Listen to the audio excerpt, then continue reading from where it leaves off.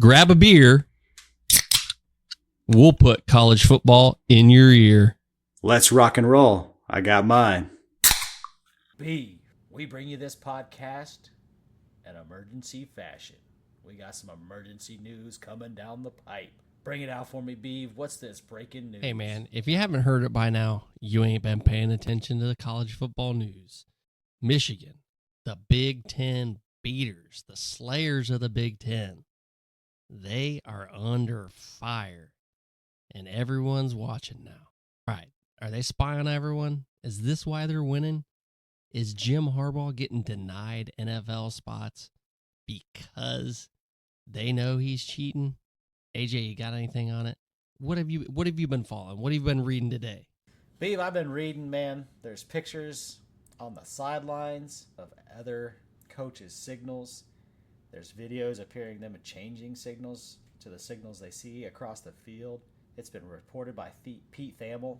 Stallions has bought 30 tickets to 11 Big Ten teams to put people in the stands to learn signals. This is a major NCAA violation. And I don't know if it gets proven true or not, but if it does, Jim Harbaugh at Michigan is absolutely cooked.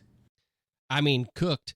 I know for a fact this is his last year, no matter what. It might have been even before this that this was going to be his last year, but this is the straw that broke the camel's back. I personally do not believe that he is going to make it through this season. I'm right there with you, Beeve. 100% he's done, whether that's the NCAA making him done, whether that's Michigan making him done, or he's just done with the NCAA. Between the cheeseburgers and now this, he's riding out of Ann Arbor, and it's not going to look pretty. Yeah, man. And from a Big Ten backers perspective, I do not want to see this. You do not want to see one of the Big Ten's key cogs fall. I mean, they're the big dick in the Big Ten right now. You take that away, and you take a lot away from the conference. I mean, the rivalries, the games, even the money that goes into it. You know, when we went up there to the Big House, we were in Ann Arbor, you can see a sense of resurgency. You can see the fans are into it. The stadium was almost full against Indiana, for goodness sakes. It's changed. The culture has changed back to the champions of the West, you know? And there's no doubt about it, man. A good Big Ten needs a big Michigan, and they need that big house full. Now, it would be best for Michigan if nothing comes of this and he just leaves for the NFL and they hire a great coach to follow him. But I don't know if that's going to happen. I don't think anybody really knows what's happening. There's a lot of smoke.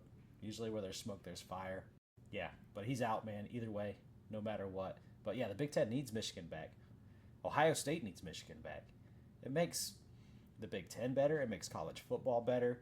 Now, the Big Ten will survive, and I think solely because we got USC and Oregon and Washington coming. But still, it'd be better if Michigan was up there, right there with those guys. So hopefully, for the Big Ten's sake, hopefully for Michigan's sake, hopefully for the rivalry's sake between Ohio State and Michigan, that nothing comes of this. Now, from a fan perspective, I'm giddy as fuck, man. I'd love to see Harbaugh fall on his face. I'd love to see Michigan. The only reason they won is because of cheating. I'm going to fanboy out here for a second. I feel like the day that I met my wife for the first time. I mean, just happy as fuck. In those first few dates, like, oh shit, she wants to go out with me. This is awesome, you know? And I have that feeling. I'm like, yes, this is awesome. I want them to fall on their face. I want Ohio State to catch up. I want them to be leading in wins in my lifetime. And that's very possible if this Harbaugh thing goes down, which I think it's going to. And that part of it is me trying to separate myself from fandom and going back into what makes sense. I mean, we were on a podcast earlier, the College Football Dogs, talking about this, and there was plenty of other fan bases, USC, some Southern schools too, but they weren't Ohio State fans, and they were like, yeah, he's done, dude. There's smoke, there's fire. There's hand signals from other coaches. There's reports out of Columbus that those hand signals that they saw are actually their plays. There's also the video that shows Ohio State audibling and Michigan, that Scallions guy, looking at the coaches audibling and then changing the defense. And the whole sideline gives the signal to change the defense too. So it's not just something that a few people knew of. I will go on record to say something's coming out of this. I mean, Beeve, they suspended the last investigation. That investigation isn't even really over with yet. I know they self-imposed a 4-game suspension for Jim Harbaugh, but he's in double hot water. And then there's another thing that I think people aren't thinking about. You got Charlie Baker. Charlie Baker is the new president of the NCAA, like brand new. This is his first year. And I am willing to bet, with the NCAA dying, he is going to try to make a stronghold and make a point out of Michigan and make a point out of Jim Harbaugh that this will not be tolerated under his regime within the NCAA. So I don't think it looks like the NCAA is going to be playing around with this at all. And I'll speak at this from a fan base. I love it. Just because Twitter and just because all the social media, man, there is just some fun comments. You gotta love it. You gotta indulge it. You gotta laugh. Even if you're a Michigan fan, there's some memes out there that's gotta make you fucking laugh.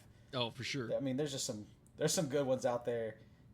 It's just pure gold right now. Tell me about one of them. Yeah, so he made the comments a while back that Ryan Day was born on third base, which might be true, but the other part is Jim Harbaugh stole it. That shit made me laugh my ass off. I keep hearing stuff like Michigan might be firing him soon. Like this is his last game. And I believe those. It would not surprise me if we hear something in the next week saying Harbaugh resigns at Michigan. I could see it happening. I don't know if it'll happen. I've never seen the NCAA move that fast. But who knows, man? It just depends on how much evidence is there. It sounds like it's stockpiling. But yeah, we're getting this from a media standpoint. And you know the media. They love to take stuff and run with it, but it definitely don't look good, and it definitely looked like he could be done rather quickly. Now, this isn't no Mel Tucker type scandal, so he's not going to be quite out the door as quick as that is, because you know they don't play around with things like that. But still a serious allegation. This is integrity of the game. This isn't paying for recruits.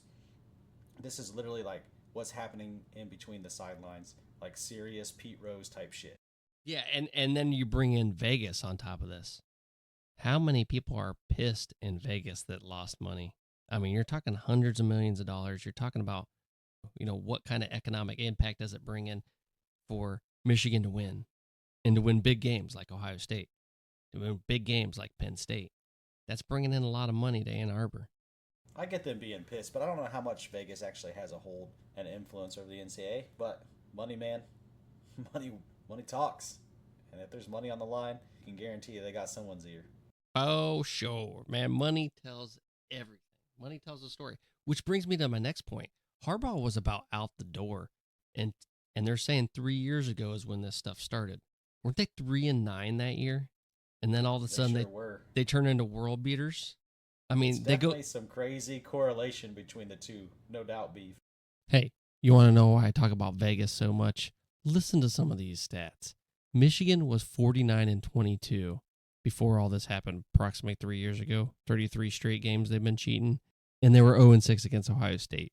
Nothing has really changed. They haven't been having top 5 recruiting classes or anything like that. Since this has happened, they are 33-3. Before this happened, they were 32-38 against the spread. Now they're 22-6. They had 2 ties too, but who cares? Vegas obviously knows something's happening. They're pissed. I mean, these numbers, they just don't back themselves up. This didn't just change overnight where all of a sudden, hey, they're just good after COVID. No big deal. Nothing changed. And, I mean, why even play the game? Why even play the games if you know someone knows the play? Like, it's full-scale cheating. It's not just like, oh, if they're not cheating, they're not trying. No, they already know what you're doing. And it's pointless. It is. It's like a Pete Rose scenario. I mean, it's cheating. It's completely throwing the game. And Pete Rose always had his excuses, like I never bet against my team, but it doesn't matter. It's that you have the possibility to do so.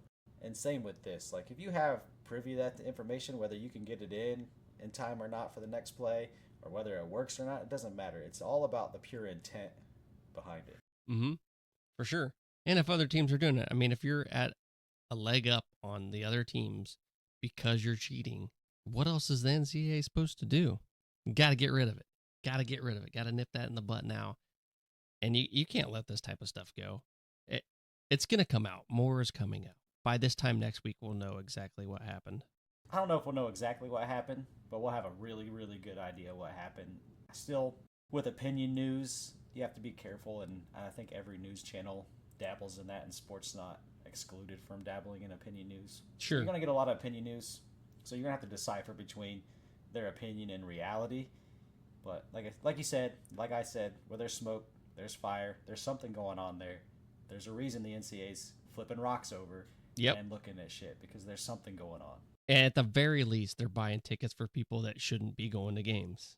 And that's a rule. You can't buy tickets for a volunteer coach. And they did. Yeah. Staffers buying tickets to other teams' games, buying tickets on both sidelines. That should tell you something. They can go on and say it was for good purposes. They were just trying to buy, vet tickets for veterans. I'm calling bullshit on that. Yeah. If you were going to do that, why would you not do that only at your own stadium? Like, why would you do that at other stadiums? That sounds like a boatload of BS to me. Oh, it is. And not only that, but then they didn't go this game. They had tickets on the 45-yard line for the Ohio State side and for the Penn State side, and they didn't go to the game. What screams more guilty now? I mean, if you weren't guilty, wouldn't you just go? Those are $3,000 tickets. You're just going to waste those? I mean, give them to some vets. Yeah, it's convenient that the vets didn't show up for that game of the week. That was the biggest in college football that weekend. Maybe one of the biggest games of the season. 2 top 10 teams. And here's why didn't the NCAA not say anything and catch them on camera? Why didn't they let them come into the stadium and then catch them red-handed right there? You know why I think they didn't do it, Beef? Why? They already have enough evidence. Yeah. They already got enough to pin the tail on the donkey. And he's looking like a fucking jackass. Michigan's looking like a jackass. And if the Big Ten doesn't react fast enough, they're going to look like a jackass. For sure. It's already done. It's over. I mean, Michigan's done. I mean, do we really want Michigan to win the Big Ten? Do we really want Michigan to go into the playoffs? And they're good enough to win a national championship. Do we really want all that to happen just for it to be stripped away by the NCAA? I don't think the NCAA is in a position to allow that to happen. I think they're going to move quickly on this because they don't want that embarrassment. They don't want that shit on their face. Not They again. don't want that to happen. You don't want to take the Reggie Bush Heisman away again. No, because when you take it away, people get pissed when they already have it. But if you can take it away before they had it, then it won't matter. Yeah, man. So final thoughts on this. Harbaugh's done. Michigan's in a boatload of trouble. I mean, I'm thinking this is my guess. They're going to have 2 years of vacated wins, and they're going to have a postseason bowl ban at least 1 year, including this year. And Jim Harbaugh's getting a show clause for sure. He's not going to coach anywhere in college football. No. And that might extend to the NFL too. Yeah, I think it definitely could expand to the Big Ten. To the NFL. Biggest question though, one, Michigan needs him to leave on his own without any NCAA doing anything. That'll be what's best for Michigan, is for him to just leave after this season. Nothing's found for the NCAA, but I think he's gone either way. But I think that would be the best for the Big Ten. I think that'd be best for Michigan. Maybe not for Ohio State and their fans, but as far as the whole of college football, that would be the best thing that could happen. I don't think it'll last that long. I think everything's coming to a head too soon. The I'm just NCAA saying is not best case fucking around scenario. anymore. Yeah. Yeah, I'm just saying best case scenario. That's all. It would be, yeah. And this is over. There's so much stockpiled information on this. There's surveillance video at the stadiums showing the guys filming directly on the sidelines. Speaking of wrapping it up, let's wrap it. You should have done it in college. Let's wrap this thing up, Beef. All right, man. Man, Michigan. Damn. We got our Big Ten backers, Michigan fan here. What you got going on, man? Hey, just another casual night, putting the babies down, watching a little sports on TV, and getting ready to talk to you, sir. Well, welcome to the show. Glad to have you. So let's get into the real reason you're here. What is going on in Michigan? These reports, the scandal reports, I'll call it Spygate. They're bringing back shades of when Tressel got in trouble, in my eyes, and when Urban Meyer was getting in trouble. At first, everything's like, all right, yeah, that's hardly believable. But as things are beginning to unfold like they did back then, where there was smoke, there was fire. Do you think that that's the situation that there is here, or is this just a big nothing burger? It's really hard to say at this point in time. I mean, it's the NCAA, right? Like, what are they trying to prove? What do they want to do? the way that I see this is there's probably three factions. There's a faction that wants to bring down Michigan and Harbaugh. There's Michigan trying to figure out what's going on. Then there's the rest of the world who I don't really think gives a shit about this. So if let's just say everything that is out there is true. Let's say they're videoing the other side of the field. They're going to every game, videoing it, taking it back, analyzing the video, knowing what plays are going to be run in every single game that they're playing in. What do you think the penalty would be if that worst case scenario happened? So I don't really know. I'm not a lawyer. I don't know the breakdown of the bylaws of the NCAA. I mean, from what I've read, there's certain distinctions that have to happen. One of which is a staffer being at the game. So far, from the reports I've read, the staffer was on the Michigan sideline and he was sending people to games. Does that make a difference? I don't know if that makes a difference or it doesn't make a difference. I guess that's for the NCAA and lawyers to decide. But I don't know what's going to come out of it. But just kind of reading the college landscape and listening to the folks that talk, it was kind of interesting today, some of the stuff that I came across.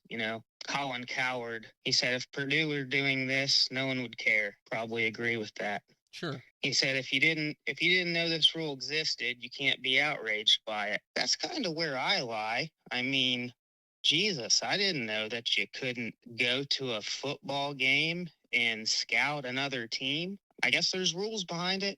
And clearly, if you're a Big Ten team, you should know what those rules are. So, like I said, it's to be seen what happens here.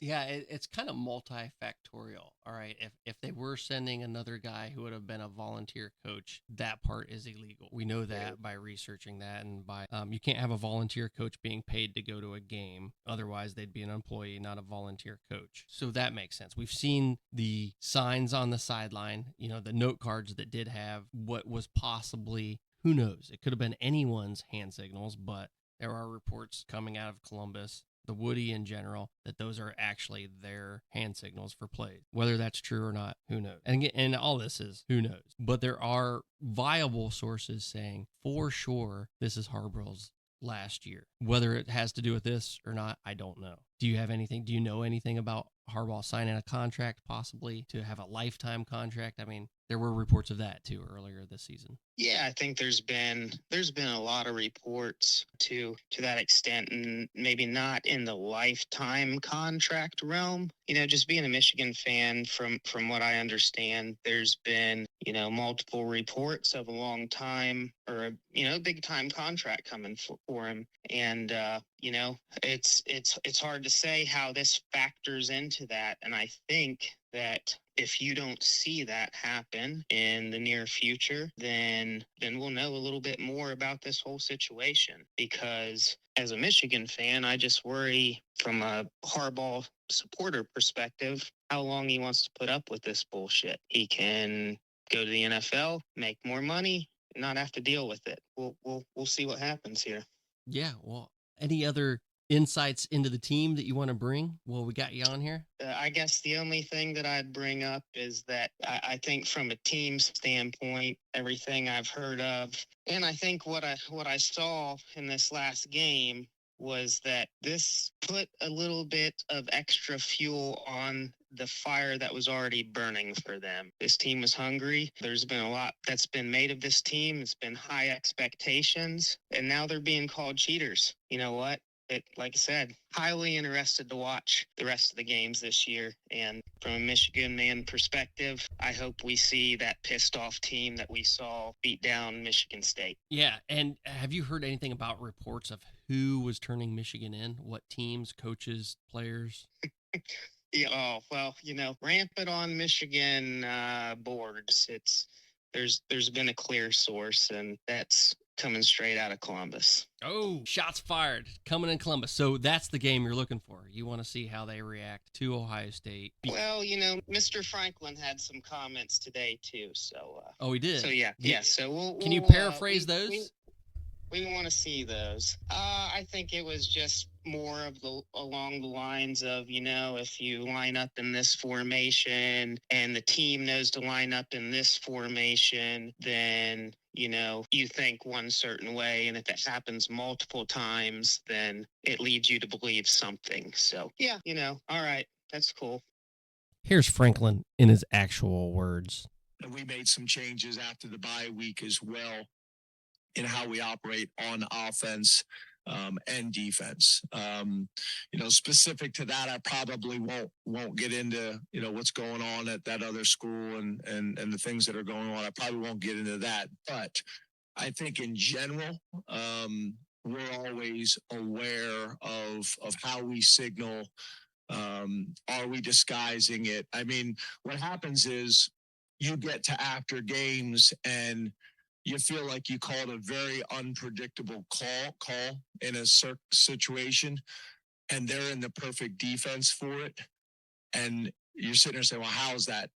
What would ever make you play cover 2 on 4th and 1 and we're in a heavy personnel group, but they're in it and you got a shot called there. Those things kind of make you kind of second guess, and you kind of go back and look at those things and what you need to do to disguise it. And if it happens once, that's one thing, but if it happens over and over, then you're aware of it.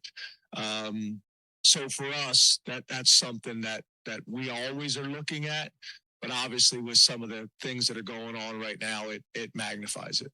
See, that's Franklin saying he's not going to address something, but then again, he addresses it and says exactly the situation that's happened against Michigan for his team. So that's more evidence. I mean, it's not just Ohio State. It's more teams. They're all complaining. Possibly Schiano complained after the halftime at the Rutgers game. There's been reports that was about officiating instead. So you can cross that one out if you want to.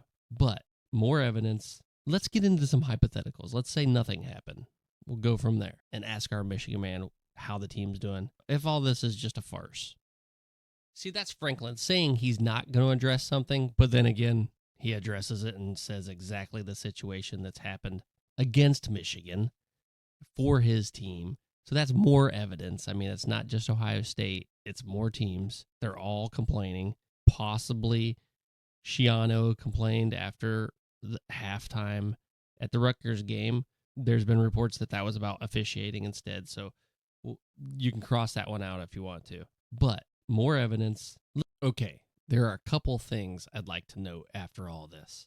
First, I love this commentary. From our Michigan man, our Big Ten backers Michigan man. You can hear and sense the passion here. The way he speaks of the sources turning in Michigan and the fact that they're coming from Columbus, or Franklin calling them out in an interview. I can see that. I can see it resonating from his voice. I can also see the fact that the team could resonate with that. It could galvanize the team and motivate them to respond to these accusations with a big-time beatdown of these teams in Penn State and Ohio State. But passion like that can also cloud your judgment. You can be wearing those maize and blue sunglasses, so to speak. Here are a couple items of note we need to address. First, the Big Ten can jump in early for some disciplinary action. And what it's going to take is the president of the Big Ten coming up with a plan on disciplinary action and taking it to an executive committee to be formed and them deciding on whether those are warranted or not. Second, in-person scouting is bad because the scouts are coming all season. Recording early in the season, they have time to film.